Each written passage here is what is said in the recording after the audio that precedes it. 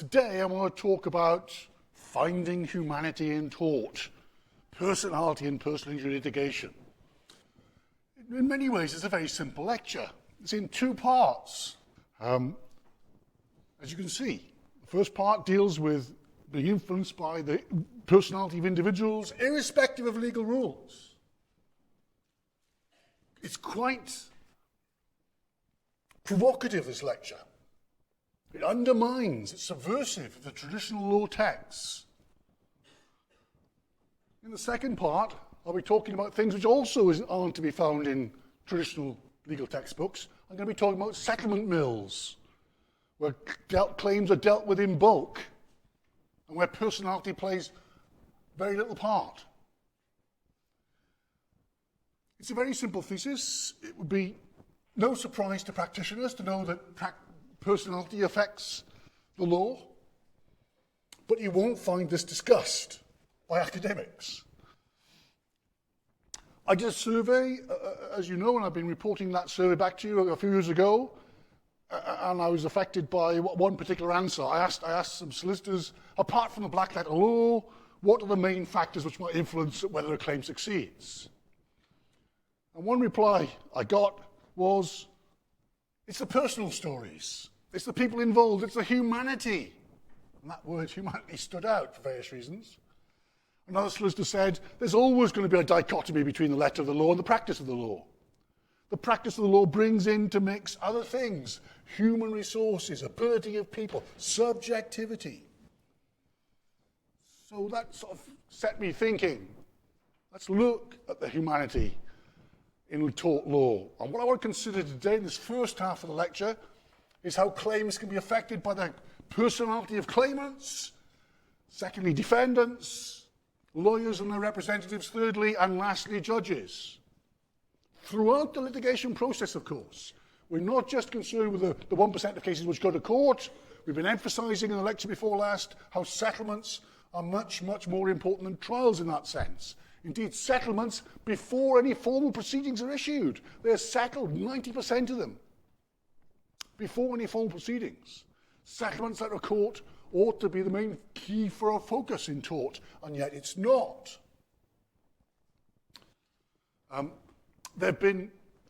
made some reference when I gave this lecture in London a year or two ago to the wider context of this, which I've already introduced you to, really. The Ross quote, which is up there, to understand the legal system, you need to know about the law in action, not just the formal rules. And classic books, the classic book, as we've been talked about yesterday, was Lawrence Ross's book, and then Hazel Genn, and that caused me to write articles like the one I talked about 2 lectures ago about tort tactics. So there is previous work. And what we emphasised was that the recognition of law in action in the textbooks was very limited. And as a result, you had very misleading views of the tort system. You think the tort system is all about proving faults. Well, the textbooks tell you that in our work in the first semester, but in practice, fault is overemphasised. In the vast majority of small claims, fault is not inquired into effectively. We have a no-fault in insurance system effectively. And the textbooks give you a very false view of the damages as well. Non-pecuniary loss is far more important. Remember that figure, 66% of tort damages are for non-pecuniary loss. And myself and Annette Morris wrote about the 7 myths of tort a few years ago now, back in 2013. So this lecture fits in within that context of examining the law in action. But that word humanising struck me when I looked at it. Humanising legal education. Yes, I'd come across that. I was certainly aware of how dehumanising medical studies were. You know, old stories of 30 years ago when medical students used to throw bits of bodies around in the dissecting room. You come across those old stories, which are they're no longer allowed to do.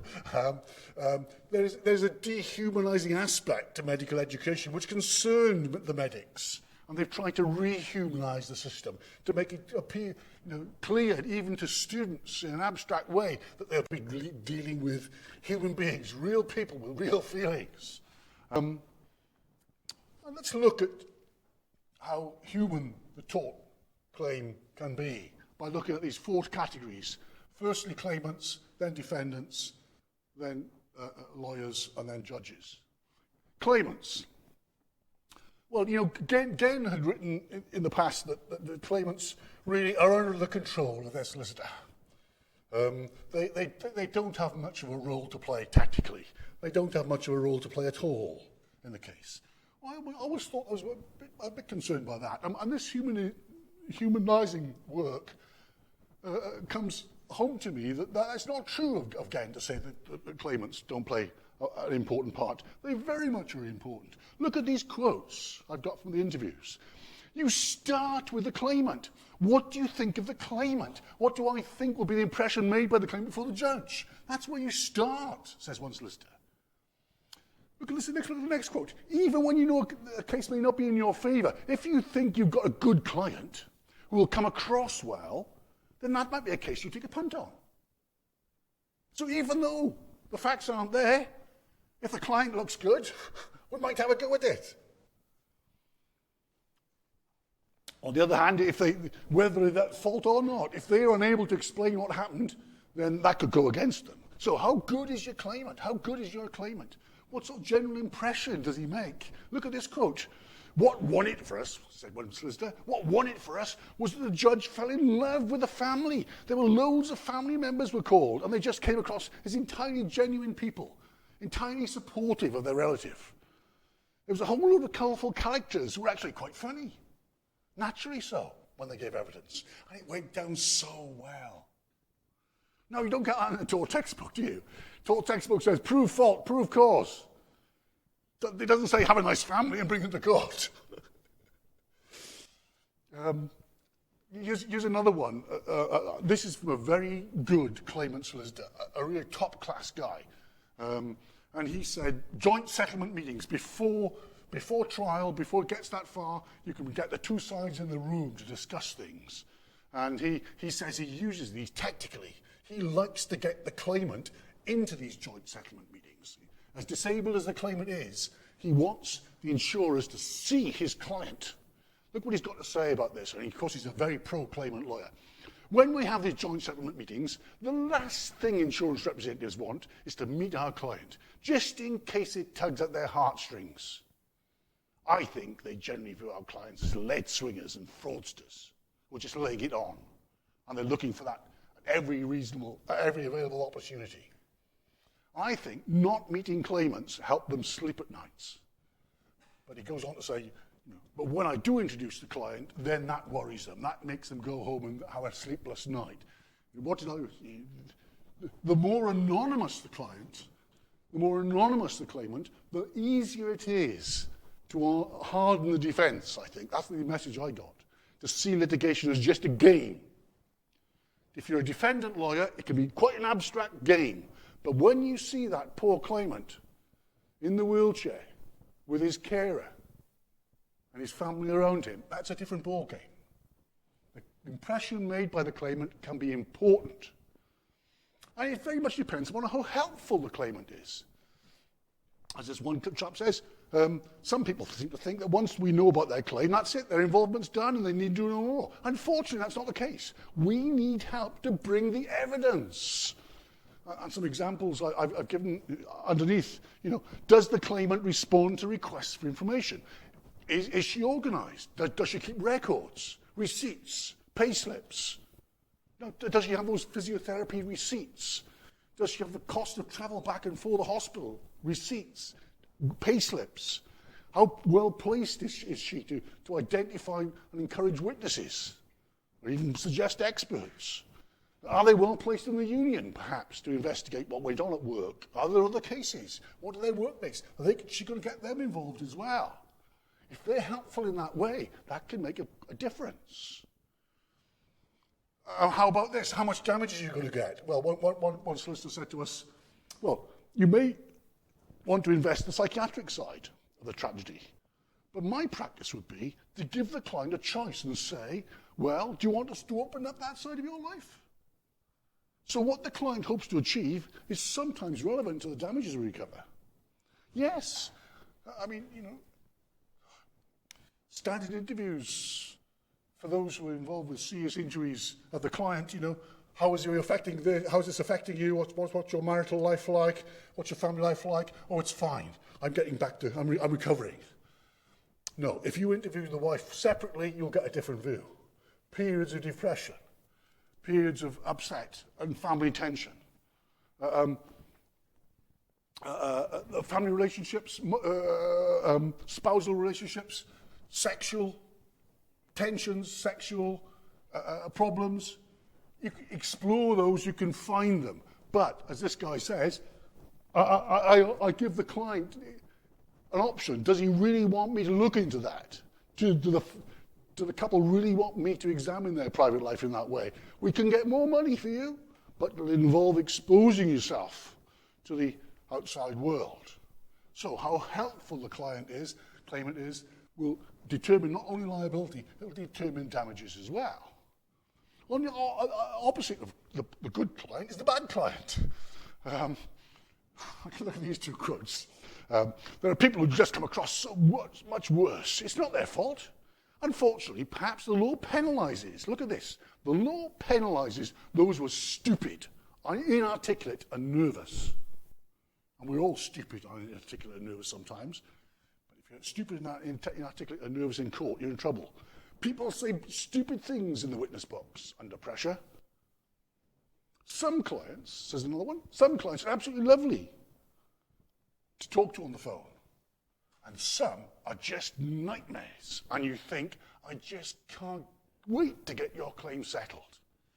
Yeah, definitely. You talk to solicitors who've got problem clients. And really, do the problem clients get them more money or less money? Well, that's quite an interesting question. Sometimes I think the problem client who's pressing all the time can make the solicitor act more promptly and more keenly, and that could increase damages. But I have known cases where solicitors have said, I want that guy out my hands. Let's close the file. Let's get rid of him, for goodness sake. He's on the phone all the time. He doesn't understand what's going on. It's a real pain to me. I'm just going to close the file and settle this and get rid of it. It's got nothing to do with the value of the case or the merits of fault. It's got everything to do with how nice or how nasty the claimant is. Look at the next quote. That's what one solicitor says. Are claimants decent people who come across well, or are they look a bit dodgy with a history of alcohol and drug abuse? Well, it's got nothing to do with the injury they've received when they run over in the street. But if they look a bit dodgy, he's not so keen on them. Won't get so much money. And next quote. We knew that if the claimant went into the witness box, the judge would take such a dislike to him. Why? Because he's such an unattractive individual. You wouldn't want to let him anywhere near a witness box. Right? And sticking on the theme of the client and the claimant, I introduced to you yesterday the importance of the claimant's attitude towards risk, didn't I? One-shotter claimants are at a disadvantage compared to repeat player insurers. Yeah? And that's a quote I gave you yesterday as well. The insurers have got big wadges of money. For the claimant, it is their only case. It's not a level playing field at all. Most claimants settle after one or two offers, as we said yesterday. Claimants are under increasing psychological pressure. They're under financial risk of paying costs from both sides if from the date of the payment in. Remember that? And they just get worn down by the litigation. How resilient is your client? What's his attitude towards risk? Does he have money from elsewhere to help support him? But what's he mentally like? Is he able to cope with this? Look, one solicitor says if the claimant's got good resources, if they've got good sick pay, they might not be a big deal. I've been talking about this in the tutorials this week. If I'm laid off work for a year after an accident, the university got very good sickness schemes. I can be off work and still receive my full pay for the whole year because I've got a middle-class job. It was different when I used to work on a building site. They wouldn't pay me for very long there. If you've got somebody who's got huge financial pressures on them, then an offer of half the value of the claim is far more effective, says the solicitor. Look at this. If they're unemployed, if the claimant's unemployed, the insurer may put forward a lower offer to try and tempt the client to settle. If the defendants know you need money, that's not going to be good information to get out to them. You we have to get it out to them, but they're going to give you less of an offer perhaps in return. And I always liked, and students always remember this as well, we have quite a few offers coming in just trying to tempt them to settle before Christmas. Similar sorts of comments like, when they discovered his daughter was getting married very soon, they offered him a cheap, quick deal because they knew he thought he money. And one solicitor said, look, I've got a number of cases every year where I say, don't take that money, I can get you more money than that. And they say, just end it, I want to end it. I've not got the resilience, the client says. I just want to end it all because it's all hanging over me. It can be very, very bad for your mental health to be involved in litigation. And if the insurer knows that the claimant's got psychological problems, that's going to be another issue, which could lead to a lower offer coming. So the claimant's resilience is really, really important. So overall, claimants themselves very much affect litigation and how good they are, how articulate they are, how well they're able to present themselves, not only before a judge, it's not going to get that far, but before doctors, before experts, but joint settlement meetings with the other side. It's not just necessarily the courtroom, it's just how good the claimant is dealing with people. How likable is it? How likable is he? What about defendants? Well, defendants classically drop out. Certainly more than claimants, I think. Defendants, like how the story I told you about Harry Street, who woke up to find himself in the Court of Appeal. Remember the professor of law who had a minor accident and then he ended up reading about himself in the Times, in the law reports? He didn't even know he was there. They classically drop out, defendants do. But some of them don't. Some of them don't. For example, doctors. Doctors can be very upset if a claim is made against them. It's an attack on their reputation. And the defence organisations, as the solicitor here says, are very, very cautious and very supportive. They can be really difficult, those cases. Or if the manager of a factory doesn't like your client, then no matter what you do, they're not going to settle that claim. He's not going to get the extra £10,000 because they just don't like him. If your client's had a mental breakdown, for whatever reason, they really don't want these people who have been given a breakdown to return to work. There's a big problem with personalities within an organisation coming back. So, defendants can be awkward in certain cases. Defendants can have some control over the case. Doctors certainly can. And sometimes employers, for various reasons, will just not want to settle the case. If I move on, thirdly, to lawyers and claims handlers. Well, Hazel Genn said, give you the advice which everybody would give you. The best thing to do if you've got a claim is to get a good lawyer. How you find one is another thing, but we certainly know, don't we, that there's a lot of inexperienced young lawyers or paralegals being brought into the personal injury litigation system. And that quote I gave you yesterday, perhaps, in these days of rank-on-rank paralegals being employed, the defendant will take advantage of that. But us old hacks, we old claimant lawyers, we know when we've been spun a line, we will get you more compensation than these paralegals. We are more experienced. And we know it does depend upon your lawyer, doesn't it? I explained to you yesterday, with tactics last week, the poker playing, the game playing. Some of us are good at poker, some of us aren't. Are you a good negotiator? The better negotiator you are, you'll get more money for your client. It's got nothing to do with the value of the case. It's how good you are at bluff and counter-bluff, a threat and counter-threat, bidding and making offers and dealing with them. Some of us are better than others.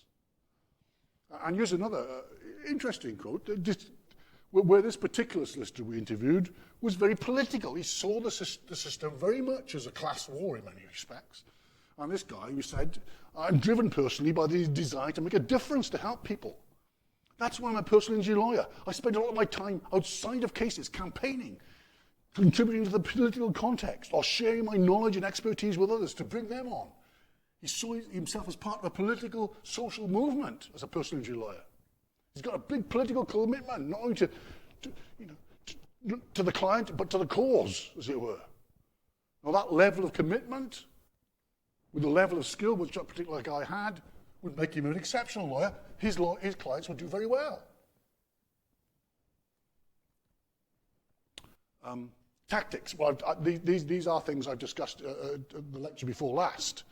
As one solicitor told us, the majority of litigation is tactics rather than law. It's all about what you disclose, how you disclose, whether you use a particular witness or not, the type of the expert, which expert, whether you oppose expertise being called by defendants, whether you put questions, which barrister you pick. It's all down to tactics.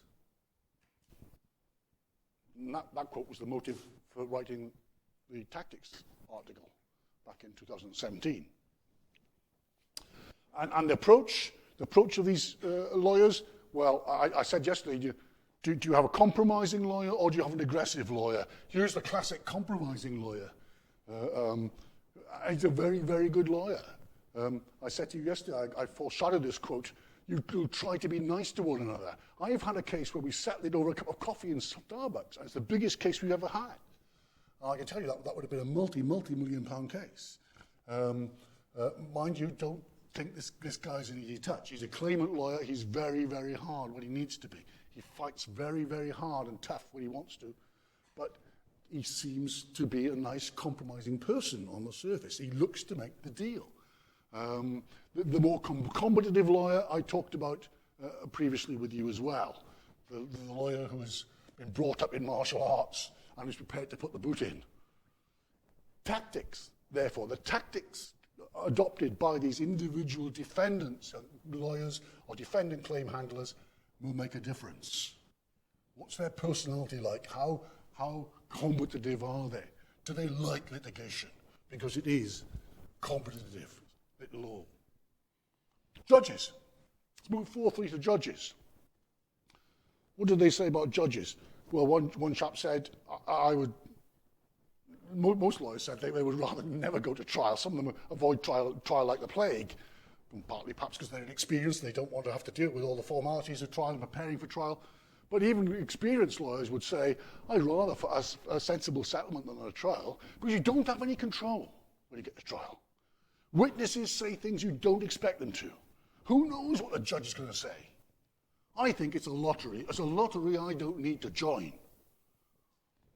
And other quotes, which I'm sure this is not unusual to you. You just won't find these quotes in Tort textbooks, will you? You would know yourself that the judges are human beings, so hardly revolutionary. They will view things in different ways. And they'll be affected by the society within which they live. Judges are affected by the media as well, said one guy. All this stuff about, compensation culture, all this business about local authorities having no money. What if you've got a client who's tripped over and injured himself in the street? He comes to you, and the local authority could be banged to rights here because the paving stone is dangerous and it's caused an injury. But what happens? The judges don't like slipping and tripping cases, perhaps, because you just need one judge who's a crazy paved footpath, and they're not going to accept your client's case. It's a lottery that way. Don't go to court. Don't go before the judge. It's a tightrope. Much depends on which judge you're going to get. Another quote. You pretty much know the way the court case is going to go when you know which judge you got. And that's so in more detailed context as well. I won't dwell on that now. It depends upon what the judge had for breakfast. It depends upon the character of the judge. Judicial sympathy. The barrister we interviewed was quite strong in denying the prejudice of judges. You would expect that in some ways from a barrister. And he said, I don't think the fact that a judge is that an individual is injured, the claimant is injured, will necessarily influence a judge. I think, by and large, judges are very objective. But even this barrister said, but what will potentially influence a judge is how a person comes across in evidence. While judges try their best not to do so, if they don't like a witness or a particular person or dislike them, that could influence the outcome. Judicial sympathy. How well does your claimant going to come across? And claimants of a certain type are especially sympathetically dealt with, the lawyer suggests. Claimants, especially the one I picked out here, is asbestos victims. You know that when your asbestos victim is diagnosed, he'll be dead within 2 years, and it's a slow and painful death. And that's not a nice thing to deal with when you're dealing face-to-face with that individual. And judges have got a great deal of sympathy as well. So if you've got a claimant of a particular demographic, for instance, if he's got mesothelioma, the view is that mesothelioma, asbestos, requires compensation to be paid. There's a perception in many corners the burden of proof of mesothelioma claims has disappeared. The judiciary will often be bent over backwards in favour of claimants. Perfectly human response, understandable responses. Well, that's the humanity of tort. And that runs, you won't see anything like that in tort textbooks. Now let's go and look at the second part of this lecture, which is to discuss more about the individual tort claimant and look about the lack of humanity in tort. These are tables I've given you before. What do we know about the tort system? A large number of motor injury cases, 77%. The tutorial this week, that's one of the answers to the first questions on the sheet. And there's the other answers to that first questions on the sheet. The public liability at 11 and employer liability at 10%. Claim numbers, we're dealing with roughly 860,000 claims every year, one for every 77 people. You've met all that before. And there's the table on the graph showing a big rise in motor injury claims, falling back in recent times, others being very, very stable indeed. Who are these tort claimants, though? I've never seen this stuff in tort textbooks. Well, they're disproportionately from certain classes and from certain types. For example, men, 57% of claimants are men. Only 43% are women. Women are underrepresented in the tort system, for reasons I examined in one or two of my tutorials this week. With work injuries, women only receive 25% of the settlements. Men receive 75%. I find that a surprising figure. The idea that, injuries at work are all to do with men who are in heavy engineering and working down the mines and steelworks, and that's dangerous occupations. Well, we don't have mines and steelworks. We don't have heavy engineering in the same way as we once did. There's been a vast change in the work profile of men and women, and yet women are underclaiming. Clinical negligence, by comparison, women are more commonly found. Women are 56% of claimants for those injured as a result of medicine. Who's the typical claimant? It's basically you lot, between 18 and 35. 40% of settlements are for young, active people who are up for it, keen on doing it, got the energy, yes. People under the age of 18, minors, and by minors I mean those under the age of 18, of course, they're 23% of the population, but they receive only 9% of settlements. Children are undercompensated in the stats. And people like me, over the age of 65, we're 17% of the population, but we only get 6% of the settlements. So there's a distinct profile here, which the tort textbook writers could discover because it was from an official report. It was an official report, actually, which I wrote, which involved in this particular report back in 2013. You never see a profile of claimants in tort textbooks or consider why these stats should be different. The typical injury, I think I've introduced this to you before, it's an RTA, it's a road traffic injury, isn't it?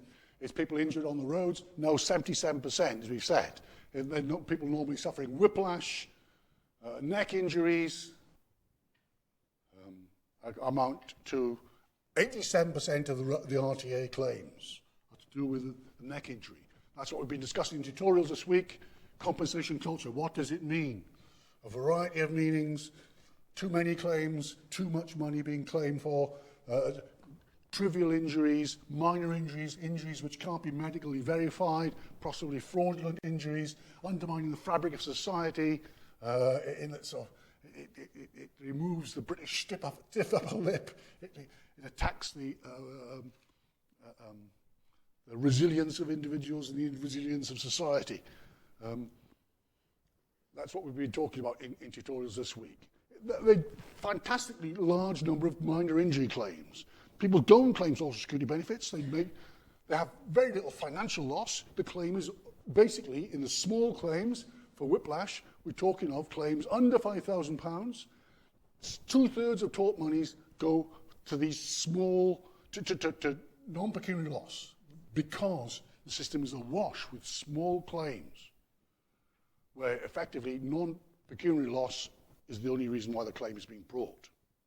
The result of all this has been we've got greater efficiency in law firms. At least it's get big, get niche, or get out. Reorganize your firms so that you can acquire and process claims in bulk. We're using claims management techniques to recruit claims, advertising, incentives. We've had a series of mergers of firms which enable them to pool resources to advertise more effectively. The lawyers are now doing what the claims management firms were doing 5 to 10 years ago, much more aggressive in their approach to getting claimants. And that's affected the structure of law firms. That's what we're coming into, the structure of law firms. You've now got to pile them high and sell them cheap. We've developed, and we always had this after a fashion, but it's now become more accentuated, we've developed settlement mills. What do we mean by settlement mills, changing the structure of the firm? Well, in particular, we mean you've got to use more junior staff. You've got to use the paralegals. The claimant lawyers have been dumbed down, as it were, on both sides, both claimant and defendant. The market has driven us in that direction. You can't afford to employ a vastly experienced, expensive lawyers to do the work. So you've got to get the paralegals in to do the work. There's a two-tiered legal profession. The volume stuff is not dealt with by lawyers at all. It's accident management. And then you get the real proper lawyers dealing from the mid-range up. So the structure of law firms has changed. The personnel has changed, and the number of claims going into those law firms have increased considerably. If you don't do that, if you don't bulk your claims up, you'll go to the wall.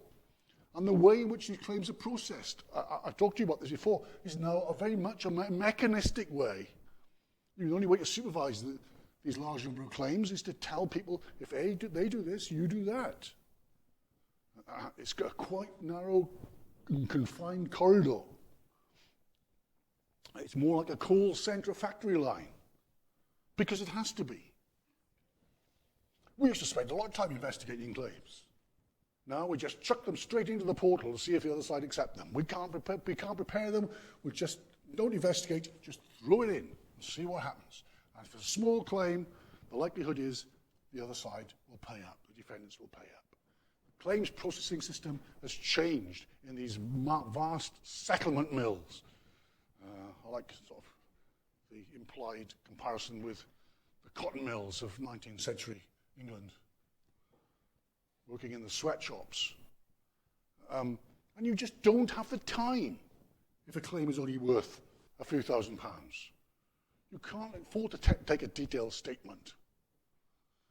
And how you settle the claim, how you deal with the claim, more and more on the telephone. Especially for your clients, up in the north of England and you're in Cardiff, and it might well be the case. When you're recruiting and advertising, you might well have clients very far removed from your place of living or your place of work or your office. At one time, Cardiff would serve Wales and the south West, that's no longer the case. The clients could come from everywhere. You don't have the face-to-face meeting with the client. He or she, you don't get to meet him in the same way. It's such a much more impersonal, that's what coming to it, isn't it? It's a much more impersonal system. Humanity does not figure in the settlement mill in the same way as it does, as I explained to you in the first part of this article, where perhaps there's a serious injury and where the claimant's personality can make quite a difference.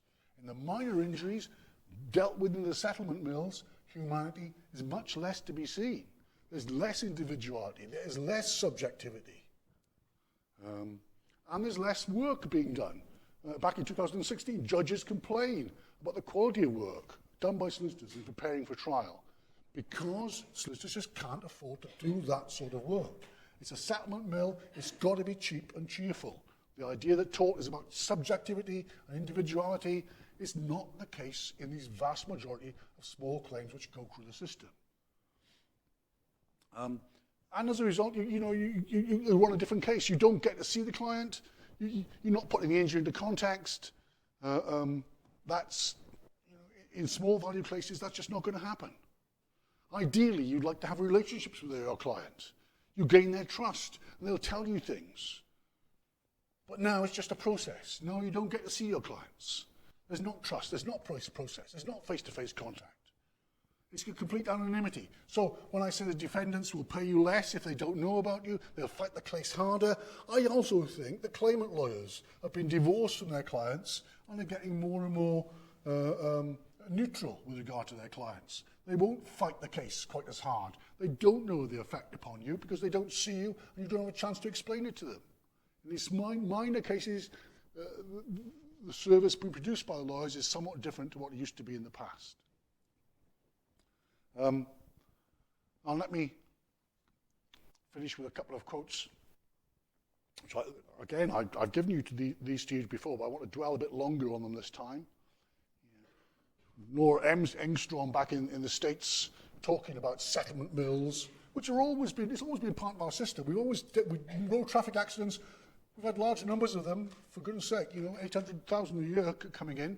They've always been a large number.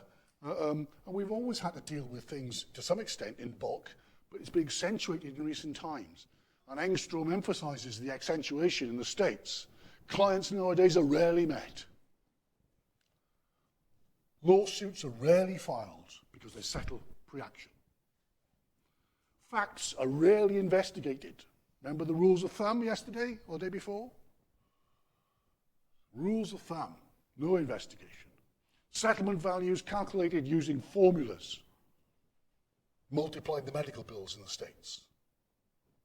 They don't correspond to the actual injury. It's got to be an objective evaluation which is easy to process. These settlement mills represent quite a departure from the intimate, individualized, and fact-intensive process thought to underline traditionally the law of tort. The law of tort in semester one teaches you it's the individual we're talking about. It's not any old doctor, it's this individual we're going to be talking about. He's got to maintain the standard of a reasonable man. We will look at this in a particular fact-intensive process, individualized losses. We're going to compensate the claimant for his full losses, put him back in the position which he was before. We're going to treat this individual different from other individuals. It's all subjective, all personal. It's not true. It's not true in the vast majority of cases which get dealt with in the settlement mills. That is not true. The traditional processes of tort just do not correspond to what is happening in the settlement mills of this country or the States.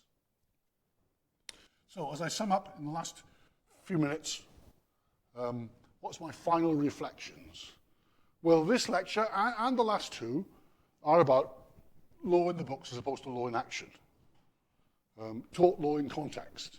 What actually happens to people? The sort of frustrations I had as a student when I studied criminal law. I knew whatever I studied, that was not relevant to criminals and the criminal fraternity from the part of the world from which I came from. I was similarly frustrated by the tort textbooks at times. It's not enough to understand the formal rules. You've got to understand the rules used in practice.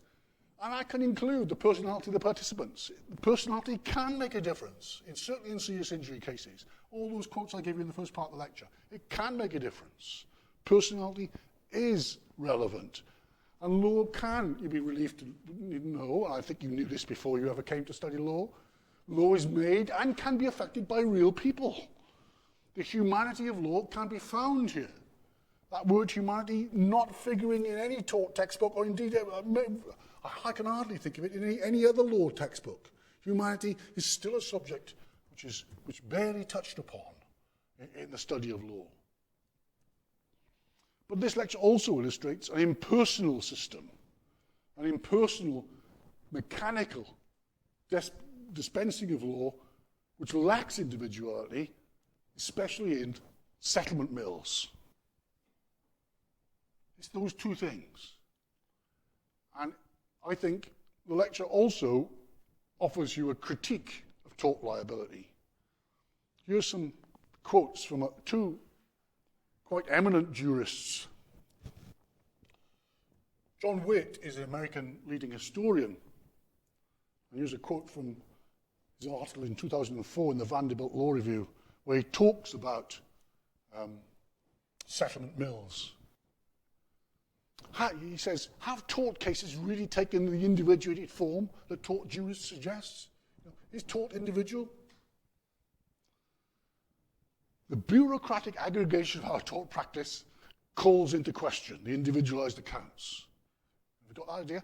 The office-based accumulation, pile them high, sell them cheap, of tort practice calls into question the individualized accounts that are increasingly influential in our corrective justice literature. The corrective justice literature, which we exposed only a little of it to you, argues that tort must be retained. Tort is moralistically superior to the welfare state. It depends upon proving fault and wrongdoing. Those who are at fault must pay in accordance with their fault. That is not how the system is operating. So John Witt is prepared to say it doesn't correspond to the bureaucratic aggregation of tort practice. And similarly, Steve Headley, my good friend at the University of Cork, formerly in Cambridge, wrote a piece recently. And what he concluded was, because he, like me, is very critical of the mass of tort scholarship, which talks about the moral force of tort, moral wrongdoing, corrective justice, the tort system being different from the welfare state and superior in some ways to the welfare state, something I'll talk about next Monday.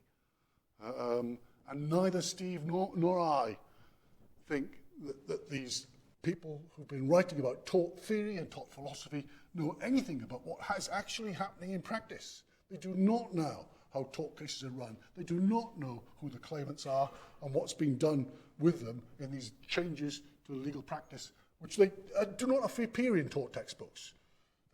Changes to legal practice appear in some sort of legal systems book occasionally, but they just do not appear, as you will now know, in your tort textbooks. You've got to find a special book like a Tears, Accidents, Compensation in the Law. And what does Steve Headley say? The symbolic justifications for tort grow more distant from how tort actually operates. And tort faces an ongoing crisis of legitimation. Well, it's an ongoing crisis. I don't like the word ongoing. It's a continuing crisis of legitimation. Well, I started off my career by talking about reforms in the law of tort. The first article I wrote was on the Pearson Commission, published in the 1970s. And the prospects of reform and change in tort, it has not come about in the rules as such. We've had major changes in legal practice, major changes in rules on costs and funding, but we don't have changes to the rules. But as Steve suggests, tort still faces a continuing crisis of legitimation. The more we know about how the tort system operates, the more we can call into question those philosophies which were propounded by those who are seeking effectively a conservative approach to the law and the legal system.